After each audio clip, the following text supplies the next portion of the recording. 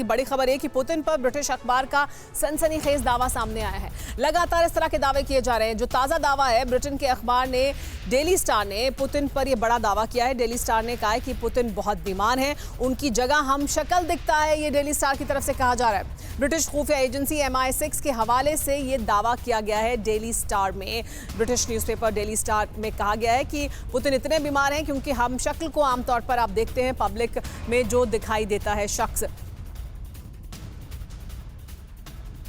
तो ब्रिटिश के अखबार का ये दावा, जिसमें डेली स्टार का ये दावा कि पुतिन इतने बीमार हैं, और ये लगातार इस तरह के दावे किए जा रहे हैं। डॉक्टर सुमित कुमार झा हमारे साथ मौजूद हैं। डॉक्टर सुमित, हम इंफॉर्मेशन वॉरफेयर देख रहे हैं, हम देख रहे हैं कि कैसे एक दूसरे को लेकर इस तरह के दावे किए जा रहे हैं, लेकिन पुतिन को लेकर इस तरह के दावे बार बार किए जा रहे हैं, उनकी बीमारी को लेकर इस तरह के दावे किए जा रहे हैं।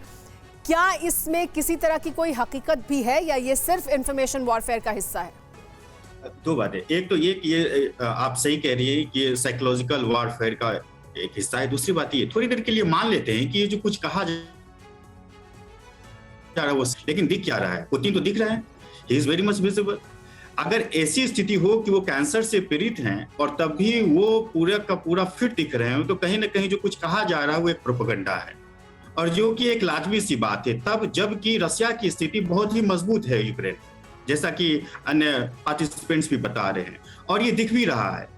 दूसरी बात यह है कि जब इस युद्ध का कोई अंत नहीं दिख रहा है, तो ये यकीन मान के चलिए कि अमेरिका को ये बात पता है कि जो हिस्सा यूक्रेन का रशिया के हाथ में, वो उसके हाथ में ही रहेगा।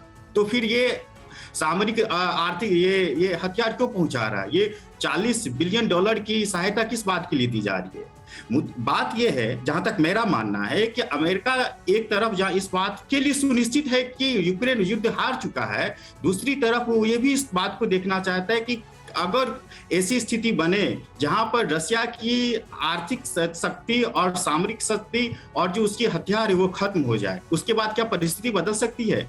लेकिन ऐसा मुझे लगता है कि ऐसा नहीं होगा, और यही कारण है कि जर्मनी और फ्रांस, जो कि सटे हुआ मुल्क है यूरोप में, और यूरोप में within NATO there is a division, और इन बातों को देखते हुए कहीं ना कहीं एक विकल्प खोजने की तलाश अब शुरू हुई है कि वार को किस तरीके से खत्म किया जाए, क्योंकि ये सिर्फ बात यूरोप की नहीं है, पूरी दुनिया की है, जब एक खाद्य समस्या से जूझ रही है। जी हाँ, पूरी दुनिया उम्मीद करती है कि इस तरह के विकल्पों को ढूंढा जाए, इस युद्ध को खत्म किया जाए, क्योंकि युद्ध से किसी को फायदा नहीं है। भले ही ऐसा हो सकता है अमेरिका को लगता हो कि इसको खींचने से उनको कोई फायदा होगा, लेकिन दुनिया को इसका नुकसान ही है।